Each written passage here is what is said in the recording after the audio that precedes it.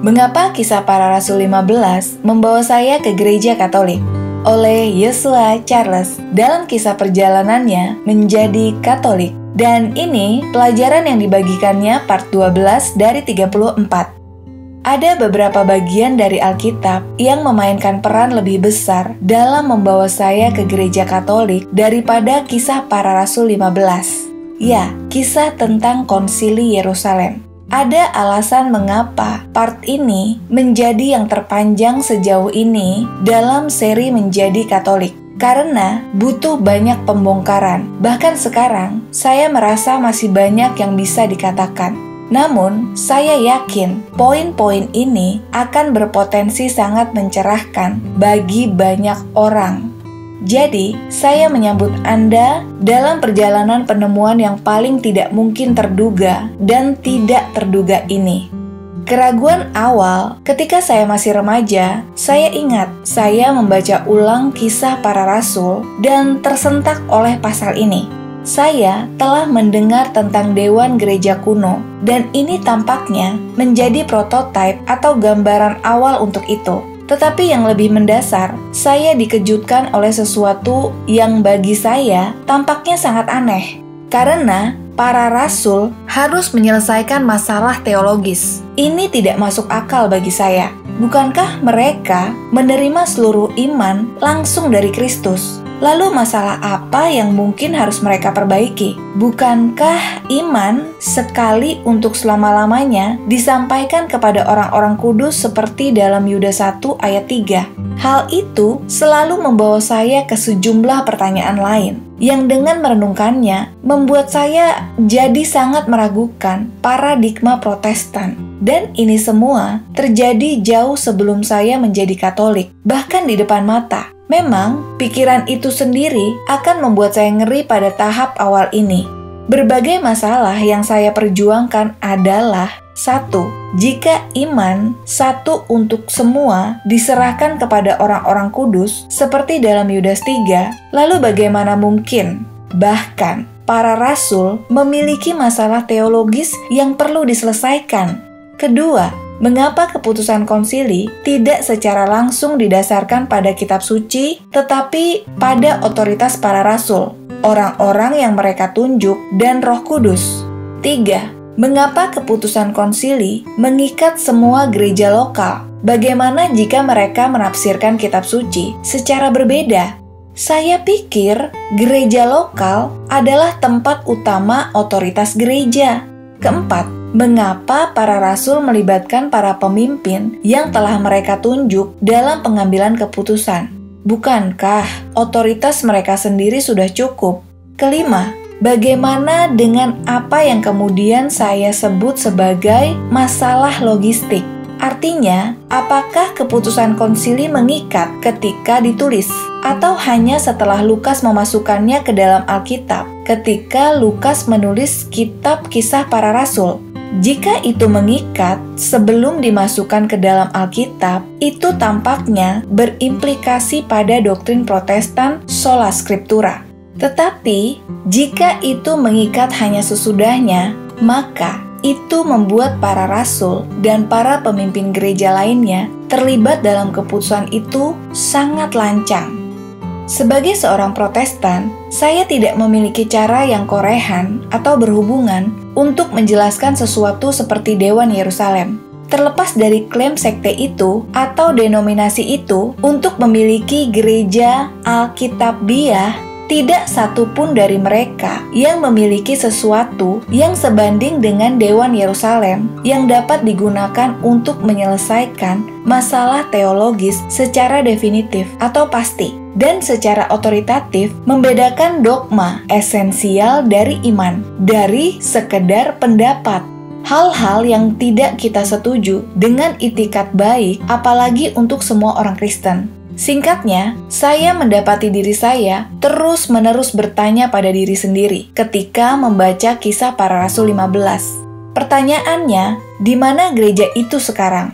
Dan tentunya, jika kita ingin menjadi Alkitabiah, gereja seperti itu harus ada. Tetapi sebelum saya menyelidiki jawaban yang akhirnya saya dapatkan, saya ingin menjawab secara singkat pertanyaan yang memicu semua ini.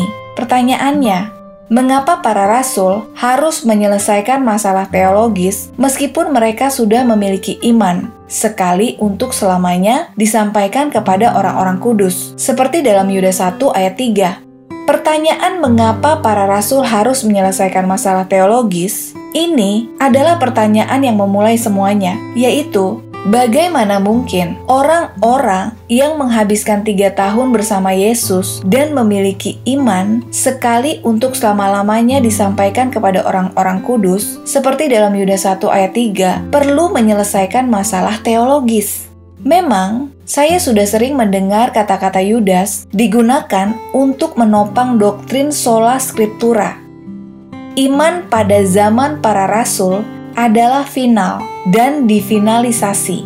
Tetapi, Konsili Yerusalem tampaknya menyiratkan sesuatu yang lain, bahwa iman meskipun lengkap membutuhkan penjabaran ketika pertanyaan-pertanyaan baru muncul. Dan ketika resolusi seperti itu diperlukan, keputusan akhir diberikan oleh otoritas yang hidup. Dalam hal ini, pertanyaannya relatif mudah. Apakah orang Kristen yang dibaptis juga perlu disunat dan mengikuti hukum Musa? Lukas menggambarkan keributan yang disebabkan oleh orang-orang yang mengajukan pertanyaan ini, kaum Yudais, di awal Kisah Para Rasul 15. Tetapi, beberapa orang datang dari Yudea dan mengajar saudara-saudaranya dan berkata, "Jika kamu tidak disunat menurut adat Musa, kamu tidak dapat diselamatkan." Dan ketika Paulus dan Barnabas tidak memiliki perselisihan kecil dan berdebat dengan mereka, Paulus dan Barnabas dan beberapa orang lainnya ditunjuk untuk pergi ke Yerusalem kepada para rasul dan penatua tentang pertanyaan itu. Seperti dalam Kisah Para Rasul 15 ayat 1-2. Ada pertanyaan atau masalah teologis di atas meja. Dan sementara Paulus dan Barnabas percaya bahwa kaum Yudais salah, tampaknya diperlukan penyelesaian yang pasti. Sejauh menyangkut kitab suci, Yesus tidak pernah mengatakan sesuatu yang pasti tentang masalah ini. Begitu pula para rasul sebelum konsili. Dan sangat aneh bagi orang seperti saya yang diajari sola scriptura, tampaknya setiap orang berasumsi bahwa keputusan pasti hanya dapat dibuat oleh otoritas yang hidup. Mereka tidak mengatakan, "Mari kita coba menafsirkan kitab suci untuk diri kita sendiri pada poin ini." Mereka bahkan tidak memohon kepada otoritas kerasulan Paulus sendiri, melainkan pada keputusan dari otoritas yang tampaknya lebih tinggi, yaitu otoritas gereja yang hidup secara keseluruhan. Rupanya, masalah ini tidak pasti, bahkan di antara orang percaya. Seperti yang dicatat dalam Lukas beberapa ayat kemudian. Ketika Paulus dan Barnabas tiba di Yerusalem, beberapa orang percaya yang termasuk golongan orang Farisi bangkit berdiri dan berkata, mereka perlu disunat, dan menurut mereka untuk memelihara hukum Taurat Musa. Dan ini digambarkan sebagai orang beriman. Untuk lebih jelasnya, saya tidak mengatakan ini, berarti ada kebingungan di mana-mana tentang doktrin ini. Bagaimanapun juga, Paulus dan Barnabas tampaknya cukup sadar bahwa kaum Yudais itu salah. Namun, seperti yang dijelaskan Lukas, kesalahan mereka juga dialami oleh orang percaya lainnya. Jadi, ini bukan kasus memunculkan doktrin baru dari kain utuh. Sebaliknya, seperti yang sering terjadi dalam sejarah gereja, apa yang dipahami secara implisit tidak secara jelas membutuhkan formulasi eksplisit atau jelas sebagai jawaban atas tantangan dalam hal ini dari kaum Yudais. Dengan kata lain, doktrin berkembang dan menjadi lebih jelas dan lebih dalam menanggapi tantangan. Satu benih mengandung semua, bahkan dari pohon perkasa yang berasal darinya. Namun mereka tetap sama. Pohon itu hanyalah pembongkaran dan pertumbuhan segala sesuatu yang ada di dalam benih. Yesus sendiri menggambarkan kerajaan surga dengan cara ini ketika dia membandingkannya dengan biji sesawi, seperti yang dapat kita lihat dalam Matius 13 ayat 31-32. Kita semua mengetahui hal ini sebagai individu, dan hal yang sama berlaku untuk gereja. Kita dapat memiliki semua materi iman, tetapi itu tidak berarti kita telah membongkarnya dengan segala kemuliaannya. Untuk melakukannya, diperlukan waktu, kedewasaan, serta doa dan pemikiran yang mendalam. Seperti halnya individu, demikian pula dengan gereja. Tantangannya adalah waktu untuk pemurnian dan pemangkasan. Dalam prosesnya itu, iman kita menjadi lebih dalam dan dapat dipahami dengan lebih baik. Proses perkembangan ini dikenal luas dan diterima oleh para bapak gereja, karena dipahami bukan sebagai perubahan iman, tetapi sebagai pembongkaran iman. Berikut ini adalah beberapa contoh penerimaan gagasan perkembangan doktrin di antara para bapak gereja. Yang pertama, dari Santo Agustinus, City of God, buku 16, bab 2, yang ditulis pada awal tahun 400-an, yang berisi, sementara kegelisahan panas para bidat menimbulkan pertanyaan tentang banyak artikel iman Katolik. Kebutuhan untuk mempertahankannya memaksa kita untuk menyelidikinya dengan lebih akurat, untuk memahaminya dengan lebih jelas, dan untuk mewartakannya dengan lebih sungguh-sungguh. Dan pertanyaan yang diperdebatkan oleh musuh menjadi kesempatan instruksi. Pada tahun 412 Masehi, Santo Agustinus juga menulis di tempat lain, surat 137-16. Ajaran-ajaran sesat muncul melawan nama Kristus, meskipun menutupi diri mereka di bawah namanya, seperti yang telah dinubuatkan, yang dengannya doktrin agama suci diuji dan dikembangkan. Contoh lain datang dari salah satu surat Santo Paus Gregorius Agung, buku 8 surat 2, yang ditulis sekitar akhir tahun 500-an, yang berisi, terlebih lagi, ini adalah berkat yang besar dari Tuhan yang Maha Kuasa, bahwa di antara mereka yang terpecah dari ajaran gereja suci, tidak ada persatuan. Karena setiap kerajaan yang terpecah-pecah tidak akan bertahan, seperti dalam Lukas 11. Dan gereja suci selalu dilengkapi dengan lebih menyeluruh dalam pengajarannya ketika diserang oleh pertanyaan-pertanyaan bidat, sehingga apa yang dikatakan oleh pemazmur tentang Tuhan melawan bidat terpenuhi. Mereka terpisah dari murka wajahnya dan hatinya mendekat. Seperti dalam Mazmur 55 ayat 20-21. Sementara mereka terbagi dalam kesesatan mereka yang jahat, Allah mendekatkan hatinya kepada kita, karena dengan diajar oleh kontradiksi atau pertentangan, kita belajar lebih menyeluruh untuk memahami Dia. Kita dapat melihat proses ini baik di sebelum dan di konsili Yerusalem. Sebuah masalah memecah belah gereja dan membutuhkan resolusi. Dalam menyelesaikannya, gereja akan sampai pada pemahaman iman yang lebih dalam lagi. Jadi, apakah semua orang memutuskan untuk mengeluarkan Alkitab mereka dan mulai berdebat di jemaat lokal mereka? Tidak. Sebaliknya, mereka mengambil bagian dalam konsili gereja yang pertama yang prosesnya dicatat dalam Kisah Para Rasul 15. Dan yang tujuannya adalah untuk memberikan jawaban definitif atau pasti atas pertanyaan teologis ini. Menyadari hal ini sangat meresahkan saya karena saya tahu tidak ada mekanisme seperti orang Protestan. Saya selalu diberitahu bahwa Protestan itu Alkitabiah dan semua yang kami lakukan harus berdasarkan Alkitab. Namun disinilah saya melihat orang-orang Kristen mula-mula menerima begitu saja metode penyelesaian kontroversi teologis dengan cara definitif atau mutlak. Dan itu yang tidak ada dimanapun di antara rekan-rekan Protestan saya, yaitu seruan kepada otoritas yang hidup, yang memiliki otoritas ilahi, yang diberi kuasa untuk menyelesaikannya, sekali dan untuk selamanya, kontroversi teologis.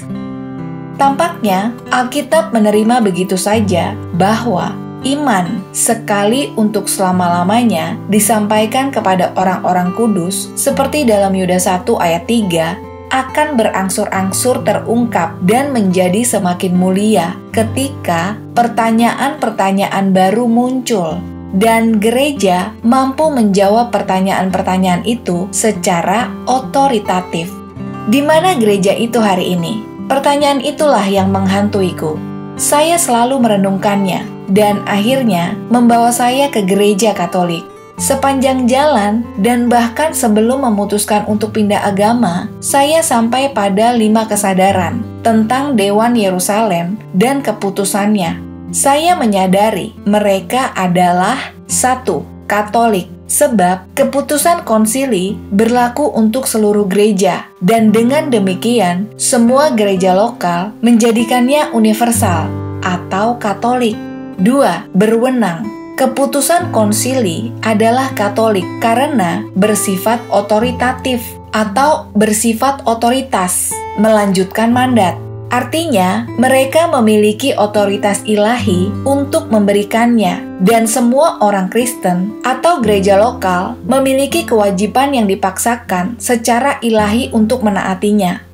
3. Sempurna atau mutlak. Keputusan konsili adalah Katolik dan otoritatif karena tidak dapat salah atau tanpa kesalahan.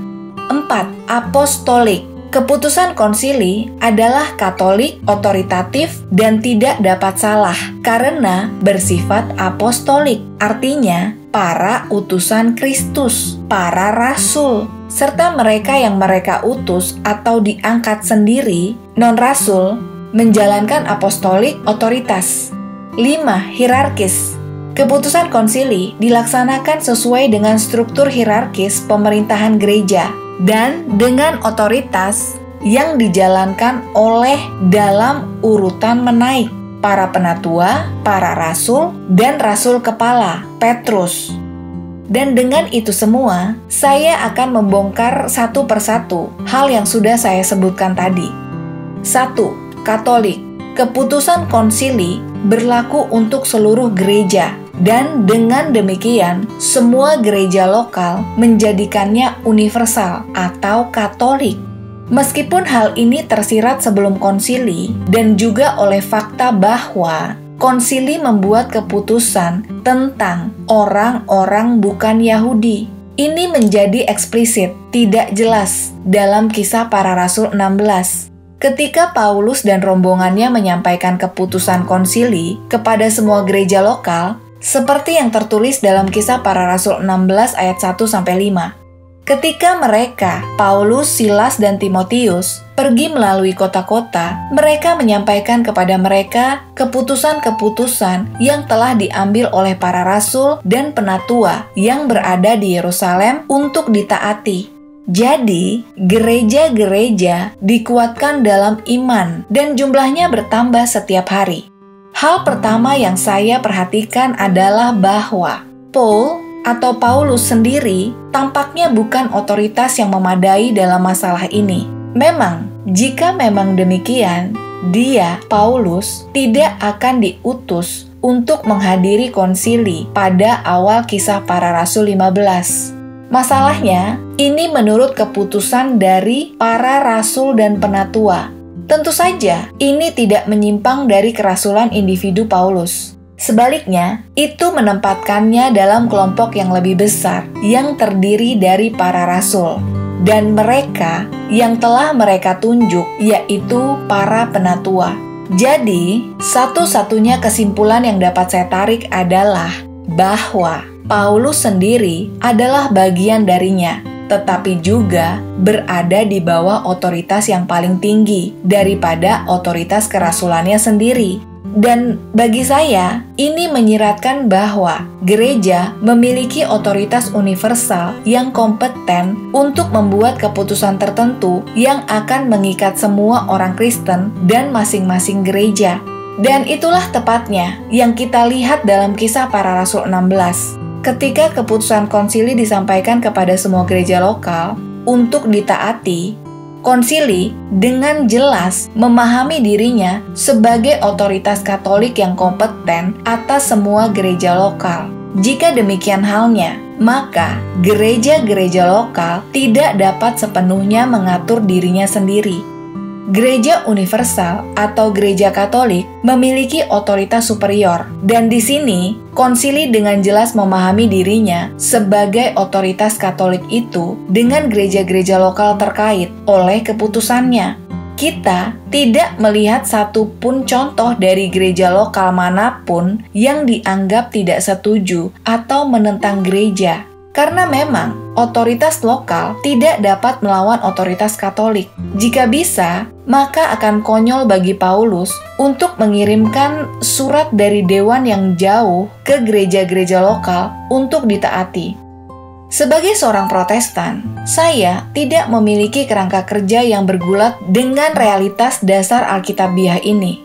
Gereja mula-mula memiliki otoritas Katolik. Itu bukanlah serangkaian gereja lokal otonom yang sampai pada keputusan mereka sendiri tentang doktrin, dan juga bukan sekumpulan aliansi berbagai denominasi yang sampai pada keputusan mereka sendiri tentang doktrin. Gereja mula-mula, meskipun jelas terdiri seperti yang dilakukan gereja pada saat ini, dari badan-badan lokal tetap merupakan satu badan universal, dan dengan demikian memiliki sarana universal atau Katolik untuk mengatur dirinya sendiri. Tidak mungkin saya bisa menyamakan ini dengan segala bentuk pemerintahan gereja Protestan seperti kongregasionalis, presbyterian, independen, denominasi, dan lain-lain. Itu semua tidak ada yang cocok. Keputusan Katolik ini bagaimanapun lebih menarik lagi, karena konsili tidak hanya mengklaim memiliki otoritas Katolik, tetapi yang lebih penting lagi, ia mengklaim memiliki otoritas ilahi. Dan itulah yang kemudian membawa saya ke realisasi kedua saya, yaitu 2. Berwenang. Keputusan konsili adalah Katolik berdasarkan otoritasnya. Artinya, mereka memiliki otoritas ilahi untuk memberikannya, dan semua orang Kristen atau gereja lokal memiliki kewajiban yang dipaksakan secara ilahi untuk mematuhinya. Dan ini adalah surat yang berisi keputusan dewan. Saudara-saudara, baik para rasul maupun penatua, kepada saudara-saudara yang berasal dari bangsa-bangsa lain di Antiokhia dan di Syria dan di Kilikia, di semua tempat yang memiliki gereja. Salam. Karena kami telah mendengar bahwa beberapa orang dari kami mengganggu Anda dengan kata-kata, mengganggu dengan pikiran Anda. Meskipun kami tidak memberi mereka instruksi, tampaknya baik bagi kami dalam pertemuan untuk memilih pria dan mengirim mereka kepada Anda dengan Barnabas dan Paulus, teman-teman yang kami cintai, yang telah mempertaruhkan nyawanya demi Tuhan kita Yesus Kristus.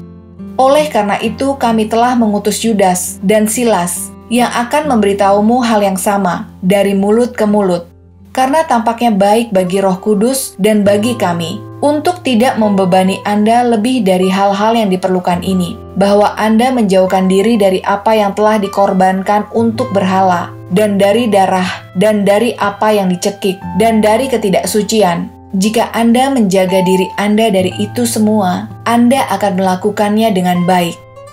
Apa yang tidak mungkin terlewatkan dalam surat konsili, terutama bagi seseorang dari latar belakang Protestan seperti saya, yaitu adalah kurangnya kutipan langsung dari kitab suci. Faktanya, bukan hanya kitab suci yang tidak dikutip, tetapi sumber otoritas lainnya, yaitu adalah otoritas para rasul dan penatua secara Roh Kudus sendiri. Jika kitab suci adalah satu-satunya aturan iman yang tidak dapat salah bagi gereja, bagaimana mungkin itu semua sekali lagi tidak ada di dalam surat konsili? Ya, konsili mengacu pada berbagai aturan hukum Musa, tetapi substansi atau isi keputusan mereka tidak memuat kutipan semacam itu dari kitab suci. Lalu mengapa hanya ketentuan hukum Musa ini yang harus terus berlaku? Mengapa bukan orang lain? Dan kitab suci yang mana yang mengatakan demikian? Pertanyaan-pertanyaan seperti itu dan tampaknya sama sekali tidak ada dari pikiran dewan. Mereka memiliki wewenang untuk menegakkan hal-hal itu, dan wewenang itu berasal dari Tuhan sendiri. Perhatikan apa yang dikatakan konsili, bahwa ia memiliki wewenang untuk membebankan beban kepada orang-orang beriman, dan bahwa memenuhi beban tersebut adalah perlu. Konsili percaya bahwa ia memiliki wewenang untuk mengeluarkan keputusan yang mengikat, dan ia melakukannya tanpa merujuk langsung pada kitab suci. Sebaliknya, ia hanya mengamati bahwa keputusannya sesuai dengan kitab suci, dan itu tidak pernah berpura-pura mengalir langsung darinya. Faktanya, satu-satunya saat kitab suci dikutip secara langsung adalah oleh Yakobus selama konsili, bukan dalam suratnya, setelah dia menegaskan keputusan Petrus. Dia mengutip Nabi Amos seperti dalam Kisah Para Rasul 15 ayat 16 sampai dengan 18 yang berbunyi, "Setelah ini aku akan kembali, dan aku akan membangun kembali tempat tinggal Daud yang telah roboh. Aku akan membangun kembali reruntuhannya, dan akan kuteguhkan, agar orang-orang lainnya dapat mencari Tuhan, dan semua orang bukan Yahudi yang disebut dengan namaku, firman Tuhan, yang telah memberitahukan hal-hal itu sejak dahulu kala." Dan itu juga sama tercatat dalam Amos 9 ayat 11-12. Memang, ayat-ayat Amos yang dikutip oleh Yakobus tidak mengatakan apa-apa tentang sunat, dan tidak ada apapun tentang isi spesifik dari keputusan konsili tentang bagian mana dari hukum Musa yang akan terus menjadi kewajiban bagi orang bukan Yahudi. Dan menambahkan lagi lapisan kebingungan ke dalam pikiran Protestan saya. Saya menyadari bahwa keputusan yang mereka berikan tidak dapat mengalir langsung dari kitab suci. Karena bukti Alkitabiah yang sangat banyak yang ada pada saat itu, hampir tidak ada perjanjian baru yang ditulis akan ditentukan, sunat dan hukum Musa lainnya. Tidak ada satu ayat pun yang secara eksplisit meminta perincian yang dimasukkan oleh dewan dalam keputusannya. Saya sering mendengar dari teman-teman Protestan saya yang lebih teliti secara intelektual dan teologis, biasanya dari Varietas yang direformasi, yaitu tentang pentingnya eksegesis atau penafsiran sebuah metode, yang menurut mereka, semua doktrin dapat dicapai dengan membongkar teks kitab suci dengan benar. Tetapi, justru itulah yang sangat tidak mungkin dilakukan di sini. Tidak ada bagian dari kitab suci yang secara khusus menuntut atau tanpa mengetahui keputusan konsili akan mengharuskan secara spesifik keputusan itu. Bagian mana dari kitab suci yang ada pada waktu itu yang berbicara tentang baptisan? Bagian mana? Bagian mana yang berbicara tentang bagian-bagian tertentu dari hukum Musa yang berlaku bagi orang bukan Yahudi? Bahkan Yesus tidak terlalu eksplisit tentang itu. Bahkan Yesus mengatakan hal-hal yang lebih mudah ditafsirkan dalam arah yang berlawanan. Ya, Amos dikutip oleh Yakobus di akhir konsili, dan Amos menggambarkan masuknya bangsa yang bukan Yahudi. Tetapi, di luar gagasan umum itu, Alkitab yang ada pada waktu itu tidak dapat memberikan substansi material dari keputusan konsili. Penafsiran berdasarkan tradisi yang sudah ada atau ajaran diperlukan. Itulah alasan mereka yang mengeluarkan keputusan memohon kepada mereka dan otoritas Roh Kudus. Eksegesis atau penafsiran tidak akan menghasilkan apa-apa. Ini adalah serangan lain, tidak hanya pada gagasan sola scriptura, tetapi juga paradigma Protestan secara keseluruhan. Ini membuat saya mempertimbangkan apa yang sebelumnya yang saya sebut masalah logistik. Apa yang saya maksud dengan ini? Ini adalah masalah yang belum pernah saya dengar diangkat oleh orang lain. Memang, seorang teman Katolik saya, yang juga seorang mualaf, ketika saya mengemukakan argumen ini, ia juga sangat terpukul, dan dia berkata bahwa dia belum pernah mendengarnya sebelumnya. Intinya begini, Lukas jelas sedang menulis kitab suci para rasul tentang peristiwa-peristiwa yang telah terjadi. Kisah Para Rasul 15 berisi teks surat yang ditulis oleh Dewan. Tetapi ini menimbulkan pertanyaan yang sangat membingungkan bagi saya. Dalam surat itu, dasar keputusannya adalah wewenang para rasul atau tua-tua dan Roh Kudus. Hal ini membuat isi surat mengikat semua orang Kristen, seolah-olah disampaikan oleh Tuhan sendiri. Namun, surat ini bukanlah kitab suci, dan itu suatu hari nanti akan dimasukkan ke dalam kitab suci. Tetapi itu belum menjadi kitab suci. Namun, tampaknya tidak ada yang keberatan dengan otoritas yang dianggap ilahi. Dan yang lebih memprihatinkan bagi saya adalah kenyataan bahwa Dewan menganggap keputusannya mengikat, apakah itu tertulis atau tidak. Suratnya mengatakan setelah semua, yang berisi, oleh karena itu, kami telah mengutus Yudas dan Silas yang akan memberitahumu hal yang sama dari mulut ke mulut. Dan ini dapat dilihat juga dalam Kisah Para Rasul 15 ayat 27. Sebagai seseorang yang dibesarkan di sola scriptura, saya dihadapkan pada kenyataan yang sangat meresahkan bahwa keputusan konsili diyakini mengikat secara ilahi, meskipun faktanya disampaikan dalam surat yang belum menjadi bagian dari kitab suci, yang tidak mengajukan banding. Dan kitab suci mengacu pada otoritas para rasul atau penatua dan Roh Kudus, dan dengan demikian otoritas ilahi. Dan itu sah, apakah disampaikan secara tertulis ataupun dari mulut ke mulut. Dan untuk mempertahankan kepatuhan saya pada sola scriptura, yang kitab suci adalah sebagai sumber satu-satunya doktrin yang ilahi dan tidak dapat salah dalam gereja, maka saya mengajukan pertanyaan yang sangat tidak nyaman kepada diri saya sendiri. Pertanyaannya adalah, apakah konsili ini mengikat ketika ditulis atau disampaikan, atau hanya setelah dibuat, termasuk dalam kitab suci? Hal ini membuat saya menemui jalan buntu yang pada akhirnya menyebabkan saya meninggalkan sola scriptura. Meskipun ini bukanlah satu-satunya alasan saya melakukannya. Dan untuk pertama kalinya, saya membuka pikiran saya terhadap kemungkinan gereja yang berwibawa, yang memiliki otoritas ilahi. Hanya ada dua alternatif yang tersedia, yang benar-benar tidak masuk akal, dan membuat iman Kristen saya menjadi konyol jika premis atau dasar pemikiran Protestan akurat. 1. Keputusan konsili tidak mengikat pada saat dibuat, karena tidak ada dalam kitab suci. 2. Keputusan konsili mengikat pada saat dibuat, walaupun belum ada dalam kitab suci, baik yang disampaikan secara tertulis maupun lisan. Tapi, yang pertama sangat meresahkan karena hal itu membuat para rasul atau penatua penipu, mengingat mereka mengklaim memiliki otoritas Roh Kudus untuk membuat keputusan seperti itu. Dan yang kedua adalah satu-satunya pilihan yang mungkin.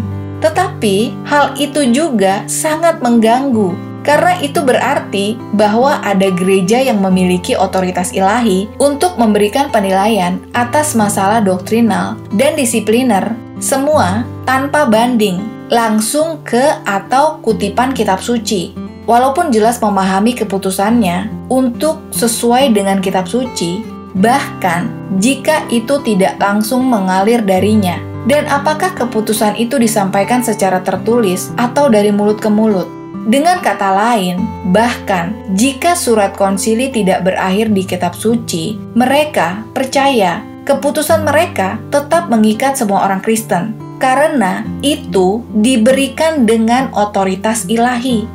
Tapi, dalam satu upaya terakhir untuk menyelamatkan sola scriptura, saya berkata pada diri saya sendiri bahwa bahkan jika keputusan konsili itu mengikat pada saat itu dibuat, bukan hanya setelah itu dimasukkan dalam kitab suci, pasti kitab suci sendiri akan menyelesaikan masalah dengan memberitahu saya ketika gereja yang seharusnya berwibawa ini tidak ada lagi.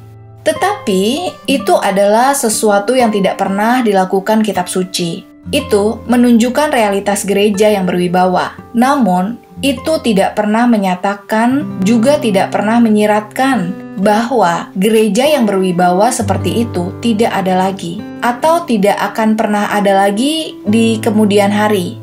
Tetapi, justru itulah yang saya butuhkan untuk dikatakan, jika pada kenyataannya sola scriptura benar. Satu-satunya cara yang dapat menyangkal kemungkinan gereja yang berwibawa terus ada adalah jika kitab suci mengatakan kepada saya bahwa itu telah atau akan berhenti melakukannya. Tetapi kitab suci tidak pernah melakukannya.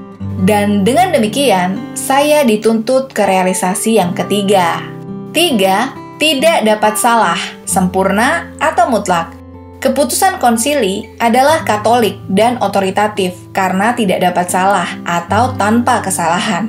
Konsili mengeluarkan keputusan yang tidak hanya dianggap berasal dari para pemimpin yang menulis suratnya, yaitu para rasul dan penatua yang telah mereka tunjuk, tetapi juga Roh Kudus. Singkatnya, kita melihat bukan hanya para rasul, tetapi mereka yang mereka tunjuk dan juga Roh Kudus. Mereka semua bekerja bersama-sama. Hasil keputusan tentang ajaran Kristen yang sempurna atau tanpa kesalahan.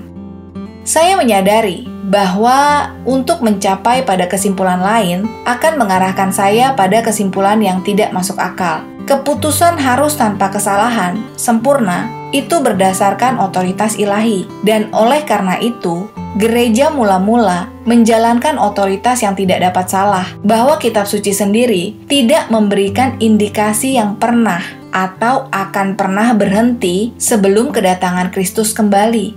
Saya tahu hanya ada satu gereja yang terus membuat klaim seperti itu untuk dirinya sendiri, dan hal itu juga menyebabkan realisasi keempat saya. Keempat, apostolik. Keputusan konsili adalah katolik, otoritatif, dan tidak dapat salah berdasarkan sifat apostolik atau diberikan oleh orang-orang yang diutus, yaitu para rasul Kristus, serta orang-orang yang mereka utus atau diangkat sendiri, yaitu non-rasul yang menjalankan otoritas apostolik. Kita melihat dalam Kisah Para Rasul 15 siapa otoritasnya, yaitu para rasul dan tua-tua. Misalnya, dalam Kisah Para Rasul 15 ayat 22, maka tampaknya bagi para rasul dan penatua dengan seluruh gereja untuk memilih pria di antara mereka dan mengirim mereka ke Antiokhia bersama Paulus dan Barnabas. Pembukaan surat itu juga jelas tentang siapa penulisnya. Dalam Kisah Para Rasul 15 ayat 23, saudara-saudara, baik para rasul maupun penatua, kepada saudara-saudara yang bukan Yahudi di Antiokhia, di Syria, dan di Kilikia, salam. Kisah Para Rasul 16 menggambarkan surat itu berisi keputusan yang telah diambil oleh para rasul dan penatua yang berada di Yerusalem, seperti dalam Kisah Para Rasul 16 ayat 4. Jadi, apa yang saya maksud dengan apostolik? Apakah hanya para rasul yang hadir dan berpartisipasi dalam pengambilan keputusan? Tidak, itu sederhana dan jelas untuk dilihat semua orang. Sebaliknya, realisasi ini berkaitan dengan detail penting yang sering dilewatkan oleh banyak orang, yaitu pelaksanaan otoritas kerasulan oleh non-rasul. Pertama, mari kita perjelas apa artinya kerasulan dalam arti yang paling mendasar, yaitu otoritas yang Yesus berikan kepada para rasulnya atau yang diutus, yaitu otoritas untuk mengajar, membaptis, mengampuni dosa, dan memerintah umatnya. Dan otoritas seperti itu berasal dari Yesus, yang adalah Allah.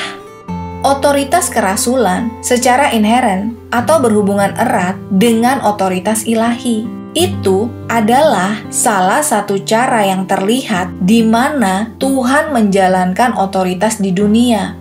Sekarang, jika otoritas kerasulan diberikan oleh Tuhan kepada manusia, maka ketika dijalankan oleh manusia, itu adalah namanya otoritas ilahi. Selain itu, jika Dewan Yerusalem sekelompok orang mengklaim memiliki otoritas ilahi, maka mereka juga mengklaim memiliki otoritas apostolik, karena tidak ada otoritas lain yang mengikat semua orang Kristen secara ilahi.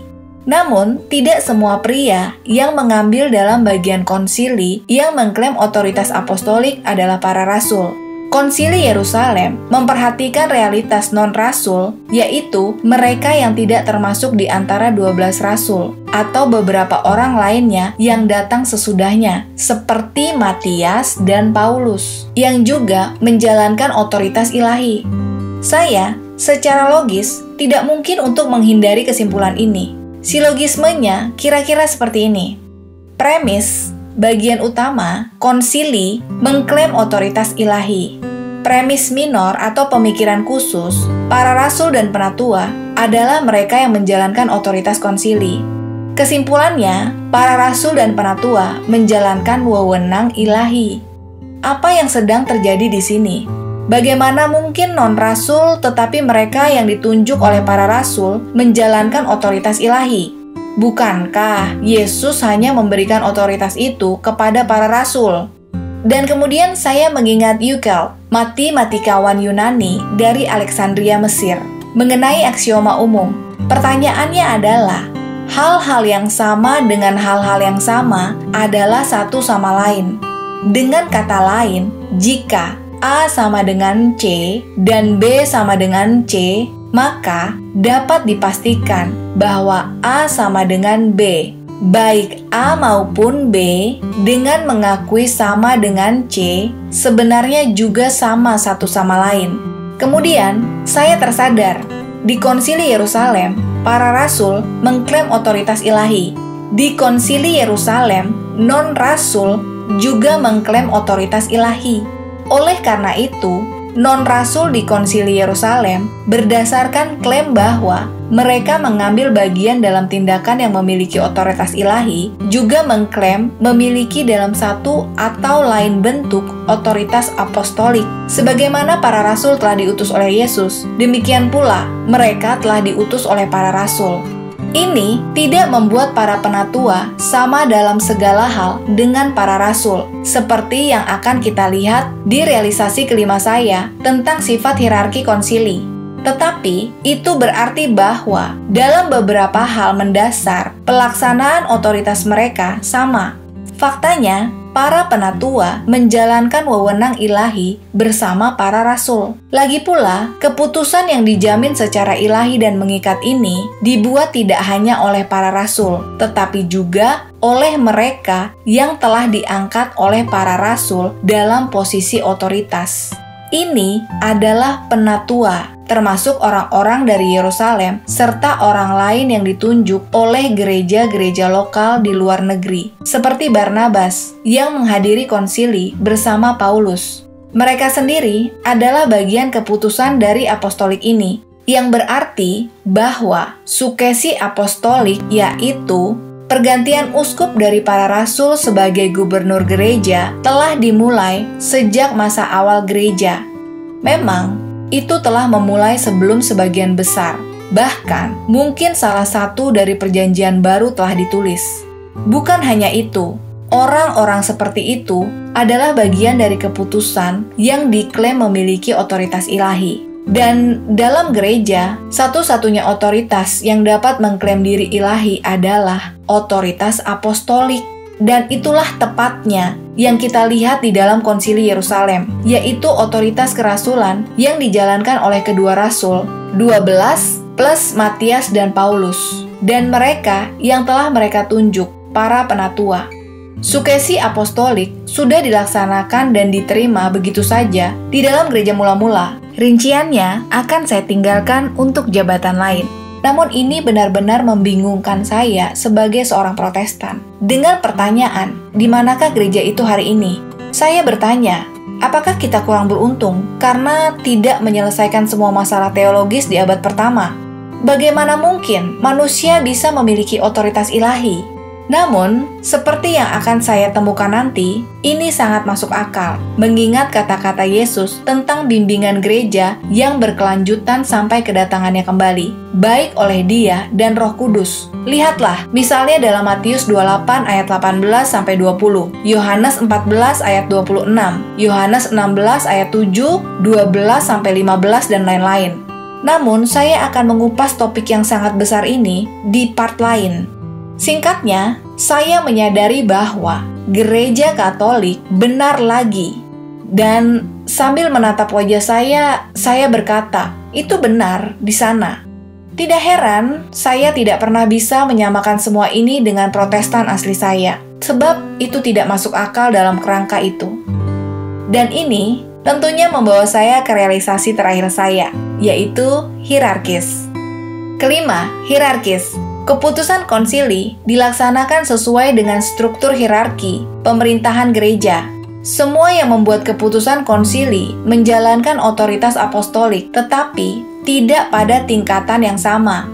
Itu dilaksanakan oleh dalam otoritas menaik para penatua, para rasul, dan rasul kepala, Petrus. Singkatnya, kita melihat dengan tepat apa yang kita harapkan.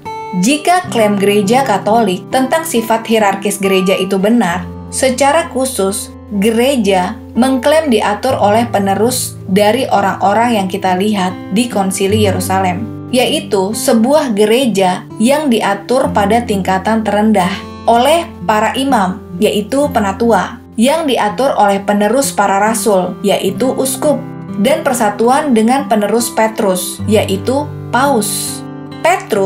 Paus memerintah secara universal, dan para rasul, uskup, memerintah secara lokal, mengawasi para penatua, imam, di bawah wilayah masing-masing. Struktur dasar ini juga merupakan bagian dari pemerintahan Yahudi, yang memiliki imam besar, imam kepala, dan tua-tua. Lihatlah, misalnya dalam Matius 26 ayat 3. Kata penatua di tempat ini adalah presbiteros, kata yang pada akhirnya menjadi priest dalam bahasa Inggris. Dalam bahasa Indonesia, pastor, romo, pater, itu adalah kata yang sama yang digunakan untuk otoritas Yahudi di tempat-tempat seperti dalam Matius 26 ayat 3. Mereka yang membentuk Sanhedrin, badan pemerintahan orang Yahudi, banyak di antaranya adalah imam. Itu juga kata yang sama yang digunakan dalam Kisah Para Rasul 20 ayat 17 untuk penatua-penatua gereja Efesus yang menurut Paulus memerintah atas kawanan domba di mana Roh Kudus yang telah menjadikan kamu penjaga. Yaitu, sekali lagi, mereka diatur oleh kuasa ilahi, otoritas yang diberikan kepada mereka oleh para rasul. Sementara, kata itu bisa jadi dan digunakan untuk merujuk pada orang yang lebih tua pada umumnya. Dan itu digunakan berulang kali di seluruh kitab suci untuk merujuk pada otoritas pemerintahan, baik orang Yahudi dan kemudian gereja. Otoritas kepausan Petrus, beberapa orang mungkin mau mengakui bahwa mereka melihat para rasul sebagai uskup pertama dan penatua sebagai imam pertama. Tetapi, apakah Petrus benar-benar menjalankan otoritasnya sebagai paus? Klaim ini, meski diyakini oleh umat Katolik di seluruh dunia, namun tetap ditolak oleh sebagian besar umat Kristen yang non-Katolik. Jadi, saya ingin menyajikan beberapa bukti bahwa Petrus sebenarnya menjalankan otoritas kepausan di Dewan Yerusalem. Kita melihat dia, Petrus, menjalankan otoritas ini dalam 3 cara utama. Pertama, Petrus menyatakan bahwa melalui mulutku, Allah memutuskan untuk memberitakan Injil kepada bangsa-bangsa atau kafir, seperti dalam Kisah Para Rasul 15 ayat 7. Dengan mengklaim demikian, terutama pada konsili yang berusaha untuk menentukan bagian mana dari hukum Musa yang akan berlaku bagi orang bukan Yahudi. Petrus mengklaim memiliki keputusan akhir dalam masalah ini, bahwa penerus Petrus selalu melihat diri mereka dengan cara yang sama sepanjang sejarah. Dan ini sangat dapat dibuktikan. Tapi ini adalah topik yang sangat besar, yang melampaui tujuan dari part kasus ini. Namun, seseorang dapat dengan mudah menunjukkan satu contoh di antara banyak. Bahkan, bukan dari seorang paus, tetapi dari Konsili Kalsedon yang secara luas diakui, bahkan oleh orang Protestan sebagai konsili ekumenis gereja, ketika menulis kepada Paus Santo Leo Agung sebagai berikut, yang berbunyi, "Karena itu, pergilah dan jadikanlah semua bangsa muridku. Baptislah mereka ke dalam nama Bapa dan Putra dan Roh Kudus. Ajarilah mereka untuk mematuhi semua hal yang telah aku perintahkan kepadamu." Hal itu tertulis dalam Matius 28 ayat 19-20. Dan ada rantai emas yang mengalir dari penulis perintah ini kepada kita. Anda sendiri telah memeliharanya dengan teguh, ditetapkan sebagai juru bicara bagi semua Petrus yang diberkati, dan memberikan berkat imannya kepada semua orang. Konsili Kalsedon dengan demikian menggunakan bahasa tentang salah satu penerus Petrus yang secara tepat mencerminkan bahasa yang digunakan oleh Paulus sendiri, yaitu corong atau mulut, untuk menyebarkan dan mengajarkan iman. Hal itu mengacu pada paus. Dengan cara ini cukup umum di gereja kuno, khususnya setelah Konsili Nisea. Kedua, Petrus menjalankan otoritasnya dengan cara yang menggenapi lambang Raja Daud di Dewan Yerusalem dalam Perjanjian Lama. Mungkin banyak orang yang tidak tahu apa yang saya bicarakan, tetapi bagi saya, ini adalah salah satu bukti yang paling menakjubkan dari konsep Katolik tentang kepausan. Di akhir konsili, Yakobus mengutip dari kitab Amos. Saya sudah mengutip ayat itu beberapa kali. Bagian yang relevan berbicara tentang membangun pondok Daud yang roboh dalam Amos 9 ayat 11. Tetapi, apakah pondok Daud itu? Ya, sebuah bilik adalah tabernakel. Pesta tabernakel mozaik kadang-kadang dikenal sebagai pesta pondok daun, dan hal itu terjadi ketika orang-orang Israel membangun tabernakel mini mereka sendiri. Maksudnya, meniru tabernakel bergerak besar yang berjalan bersama mereka melalui padang pasir. Tabernakel tentu saja adalah versi awal dari bait suci yang pada akhirnya akan dibangun di Yerusalem, dan itu adalah bilik yang dimaksud di sini. Bagaimana kita bisa tahu? Karena Daud adalah orang yang membeli tempat penggirikan di puncak gunung Moria untuk membangun kuil itu. Lihatlah dalam 2 Samuel 24. Ini karena ketika Allah membuat perjanjian dengan Daud, Allah secara khusus memerintahkan Daud untuk membangun gereja bagiku, sebuah rumah untuk didiami. Lihatlah dalam 2 Samuel 7. Meskipun sebenarnya pembangunan itu diserahkan kepada Salomo yang mengikuti rencana yang diberikan oleh Daud, jadi mengapa Yakobus mengutip ayat ini tentang bait suci lama dalam hubungannya dengan Dewan Yerusalem? Karena konsili pada dasarnya berfokus pada apa yang diperlukan untuk menjadi bagian dari umat Allah yang baru, yang terdiri dari orang Yahudi dan bukan Yahudi yang beribadah di kuil baru, gereja. Jadi, Yakobus mengacu kembali pada nubuatan Perjanjian Lama tentang bait suci yang pertama. Lambang gereja yang dibangunnya diberikan kepada Daud, lambang Mesias. Nubuat itu mengatakan bahwa bait suci akan dibangun kembali, dan ketika itu terjadi, bangsa-bangsa di bumi akan membanjirinya. Dia melakukan ini pada konsili gereja yang pertama.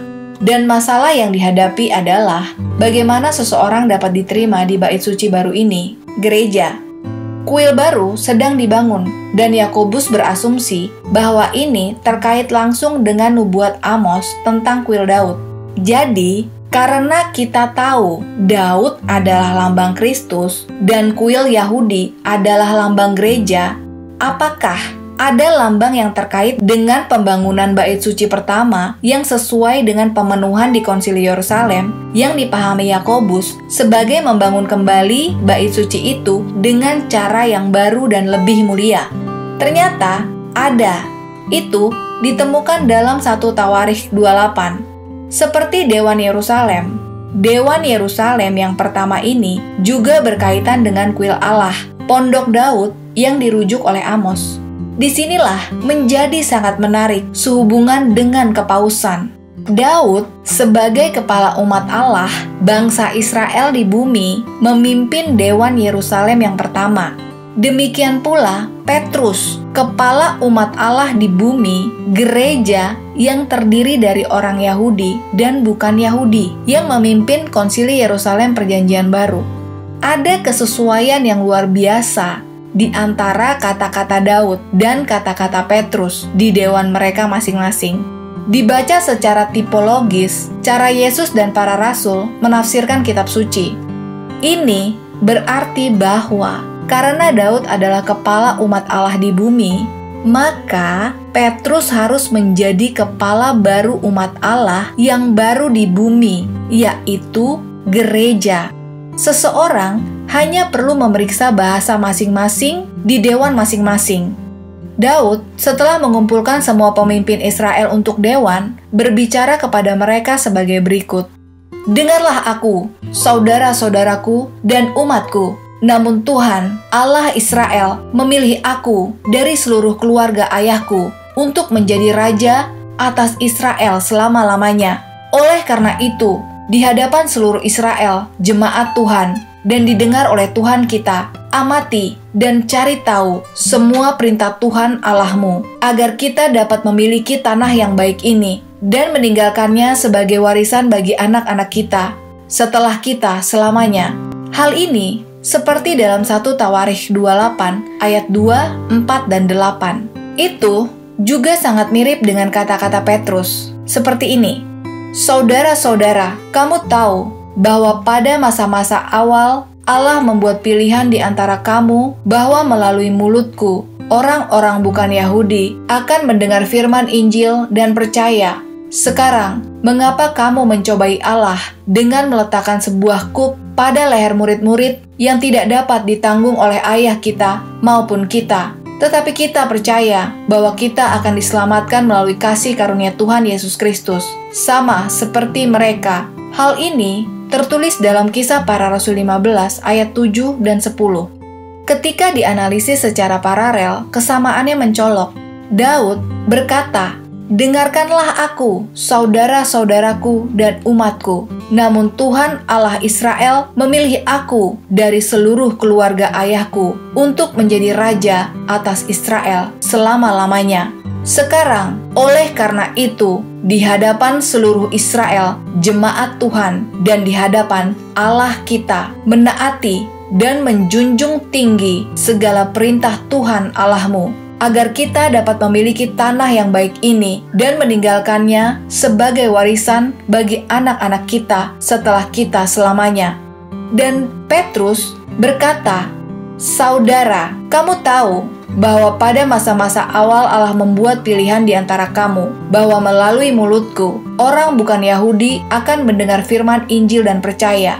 Sekarang, oleh karena itu, mengapa kamu menguji Allah dengan meletakkan kuk di leher para murid yang tidak dapat dipikul oleh ayah kita maupun kita? Tetapi kita percaya bahwa kita akan diselamatkan melalui kasih karunia Tuhan Yesus Kristus, sama seperti mereka. Baik Daud dan Petrus mengikuti pola bicara yang sesuai satu sama lain, tidak hanya dalam konten, tetapi bahkan dalam urutan kemunculannya. Pertama, masing-masing menarik perhatian dewan penuh dan menyapa hadirin sebagai saudara. Kedua, masing-masing mengidentifikasi diri mereka sebagai objek pilihan Tuhan di antara pengikutnya. Ketiga, masing-masing mengidentifikasikan fungsi penting yang untuknya mereka ditetapkan. Daud menjadi Raja Israel, dan Petrus menjadi mulut yang dengannya Injil akan diajarkan kepada semua orang, termasuk orang bukan Yahudi, yang berarti bangsa-bangsa. Ini hanya bisa berarti bahwa Petrus adalah kepala gereja yang dengannya hal itu akan tercapai. Keempat, mereka masing-masing memperjelas bahwa pemanggilan ini memberikan hak kepada mereka untuk membuat penilaian tertentu. Oleh karena itu, mereka menggunakan kata "sekarang", oleh karena itu, oleh keduanya. Kelima, mereka mengawali keputusan mereka dengan memohon kepada para pemimpin secara keseluruhan, Daud kepada orang-orang Israel, dan Petrus kepada para rasul dan penatua. Keenam, keduanya meminta kesaksian Allah untuk masalah yang ada, dan inilah titik di mana sifat perjanjian lama dan perjanjian baru dibuat dengan jelas. Ketujuh, mereka berdua berbicara tentang pandangan mereka tentang status hukum Musa. Daud menyuruhkan ketaatan kepada mereka, dan Petrus menunjukkan bahwa hukum Musa dengan sendirinya tidak menyelamatkan siapapun. Sama seperti pemberlakuan hukum apapun, bukan berarti akan dipatuhi. Akhirnya, keduanya menyimpulkan dengan pemahaman mereka tentang tujuan akhir dari menaati Tuhan.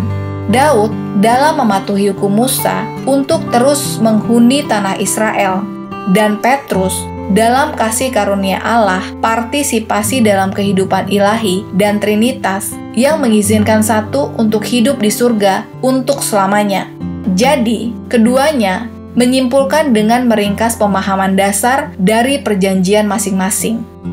Dan ini tidak mungkin kebetulan. Dengan demikian, karena Daud adalah kepala umat Israel di bumi, Petrus adalah kepala gereja di bumi, ini mungkin adalah salah satu bukti yang paling diabaikan dari gagasan Katolik tentang kepausan, bahwa kepala gereja Kristus di bumi, semacam Perdana Menteri, tidak lain adalah Petrus dan penerusnya, sama seperti kepala Israel kuno adalah Daud dan penerusnya, yang merupakan penerima manfaat dari perjanjian Daud yang paling jelas meramalkan kedatangan Raja Mesianik. Monarki Daud tidak mati bersama Daud, dan keutamaan Petrus juga tidak mati bersama Petrus. Baik Daud maupun Petrus memegang jabatan, dan jabatan itu tetap ada setelah mereka sendiri meninggal dan diisi oleh penerus mereka. Daud oleh raja-raja Israel, saat itu Yehuda, dan Petrus oleh para paus. Mungkin tidak ada konfirmasi yang lebih jelas tentang hal ini. Kemudian, fakta bahwa Daud mempercayakan pembangunan kuil yang sebenarnya kepada penggantinya, yaitu Raja Salomo, yang akan mengikuti rencana yang diberikan oleh ayahnya.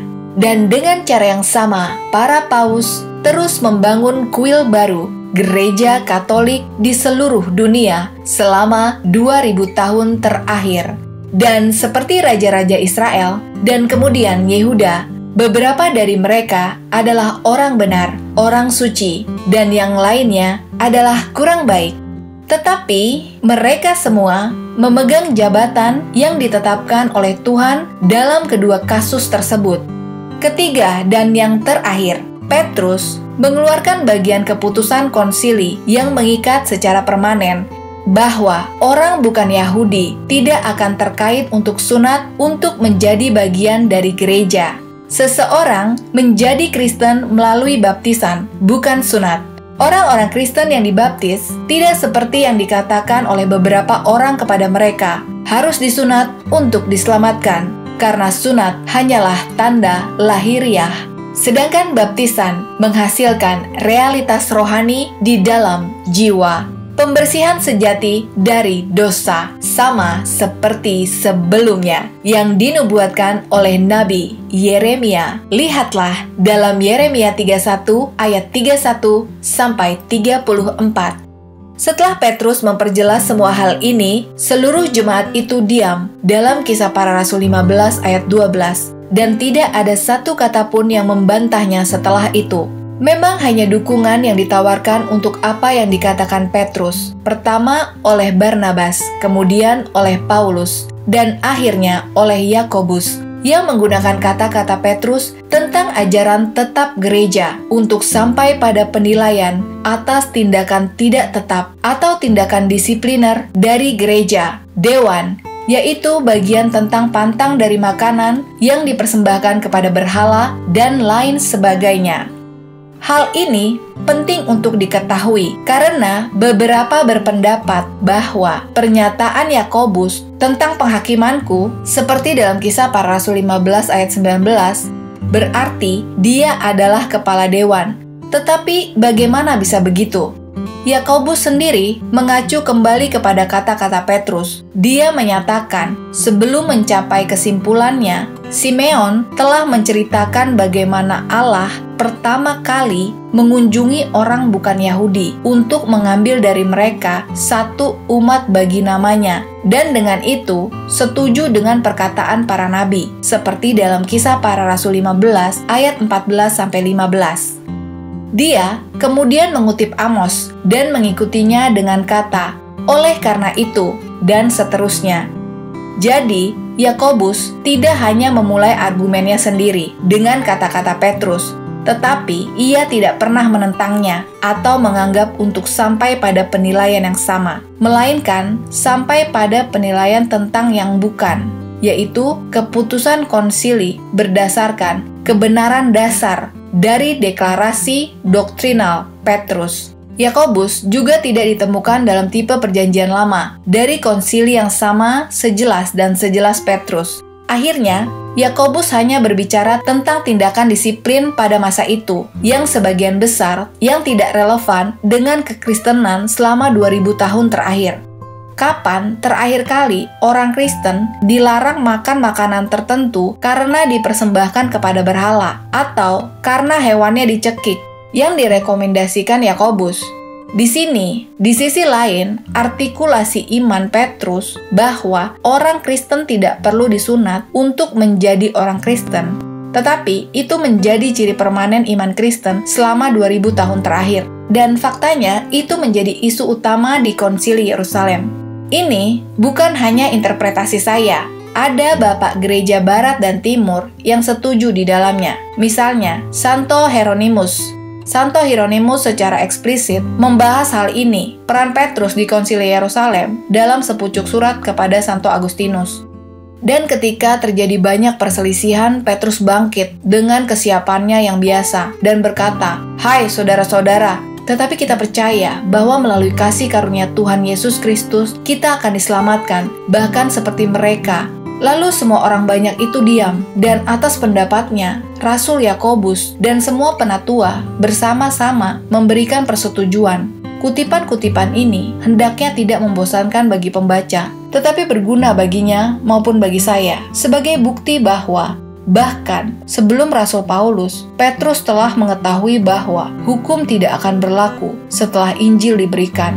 Terlebih lagi bahwa Petrus adalah penggerak utama dalam mengeluarkan dekret yang dengannya hal ini ditegaskan. Selain itu, Petrus memiliki otoritas yang begitu besar, sehingga Paulus mencatat dalam suratnya, "Kemudian setelah 3 tahun, aku pergi ke Yerusalem untuk melihat Petrus dan tinggal bersamanya selama 15 hari, seperti dalam Galatia 1 ayat 18.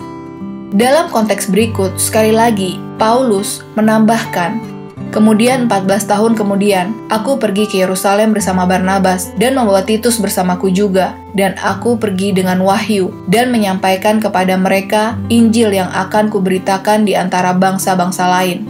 Membuktikan bahwa Paulus tidak memiliki keyakinan dalam memberitakan Injilnya jika Paulus tidak dikukuhkan dengan persetujuan Petrus dan mereka yang bersamanya. Oleh karena itu, tidak ada yang dapat meragukan bahwa Rasul Petrus sendiri adalah pembuat aturan itu dan penyimpangan dari mana ia dibebankan. Terlebih lagi, penyebab penyimpangan itu adalah ketakutan terhadap orang Yahudi, karena kitab suci mengatakan bahwa pada mulanya ia akan makan dengan orang-orang bukan Yahudi, tetapi ketika sesuatu datang dari Yakobus, ia mengundurkan diri dan memisahkan diri karena takut kepada mereka yang bersunat. Demikian pula, seorang bapak gereja timur, Theodoret dari Cyrus, dalam sepucuk surat kepada Santo Paus Leo Agung, mengatakan bahwa Santo Petruslah yang memberikan keputusan terakhir atas pernyataan awal ini di gereja, yang berisi, "Jika Paulus pewarta kebenaran, sangkakala Roh Kudus meminta bantuan kepada Petrus yang agung untuk mendapatkan keputusan darinya bagi orang-orang di Antioquia yang berselisih tentang hidup menurut hukum. Lebih banyak lagi yang harus dilakukan. Kita orang-orang kecil dan rendah hati, lari ke tahta apostolik untuk mendapatkan kesembuhan dari Anda untuk luka-luka gereja, karena sudah sepantasnya Anda memiliki keunggulan dalam segala hal, mengingat tahta Anda memiliki banyak hak istimewa yang khas." untuk kota-kota lain mendapatkan nama untuk ukuran atau keindahan atau populasi, dan beberapa yang tidak memiliki keuntungan ini dikompensasi oleh karunia spiritual tertentu. Tetapi kota Anda memiliki hal-hal baik yang paling berlimpah dari pemberi semua yang baik, karena dia adalah yang terbesar dan paling terkenal dari semua kota, nyonya dunia, dan penuh dengan populasi. Dan selain itu, dia telah menciptakan sebuah kerajaan yang masih dominan dan memaksakan namanya sendiri pada rakyatnya. Tetapi dekorasi utamanya adalah imannya, yang nama Rasul Ilahi adalah saksi, yang pasti ketika dia berseru, "Imanmu diberitakan di seluruh dunia," seperti dalam Roma 1 ayat 8. Dan jika segera setelah menerima benih-benih Injil yang menyelamatkan, dia menghasilkan buah yang begitu luar biasa. Kata-kata apa yang cukup untuk mengungkapkan kesalehan yang sekarang ditemukan dalam dirinya? Di Roma juga memiliki makam ayah kita dan guru kebenaran, yaitu Petrus dan Paulus, untuk menerangi jiwa umat beriman, dan pasangan yang diberkati dan ilahi ini muncul di timur dan memancarkan sinarnya ke segala arah, tetapi dengan sukarela menjalani matahari terbenam kehidupan di barat, di mana sekarang menerangi seluruh dunia. Ini telah membuat tahtamu begitu mulia. Ini adalah yang utama dari semua barangmu. Dan tahta mereka masih diberkati oleh cahaya kehadiran Tuhan mereka. Melihat mereka di dalamnya, Dia telah menempatkan kekudusan kepada Anda untuk memancarkan sinar iman yang sejati. Begitulah otoritas Petrus sebagai kepala gereja duniawi. Di manakah gereja itu sekarang? Dengan itu, saya mengakhiri part yang panjang ini. Saya berterima kasih jika Anda telah tinggal membaca bersama saya selama ini. Namun, saya merasa ini layak untuk dibongkar secara menyeluruh, karena memang sulit untuk melebih-lebihkan pentingnya kisah para Rasul 15 dalam perjalanan saya menuju gereja Katolik. Jauh sebelum saya pernah membaca satu kata pun dari seorang apologis Katolik atau seorang bapak gereja.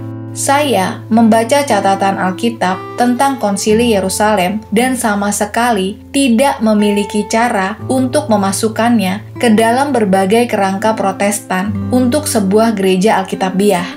Dengan studi lebih lanjut, akhirnya membuat saya menyimpulkan bahwa gereja sejak awal adalah Katolik, berwenang, sempurna, kerasulan, dan hierarkis, dengan cara yang sesuai dengan gereja Katolik sampai hari ini.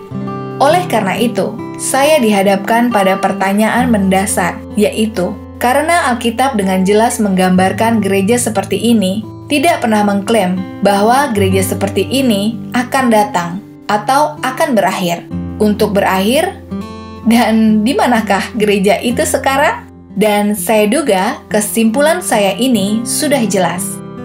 Demikian, semoga penjelasan dari Joshua Charles dalam perjalanannya menjadi Katolik dalam mempelajari sejarah gereja Katolik kuno ini dapat menjadi inspirasi iman kita semua. Tetaplah setia pada gereja yang satu, kudus, Katolik, dan apostolik. Dan sampai jumpa lagi bersama saya, Benedikta.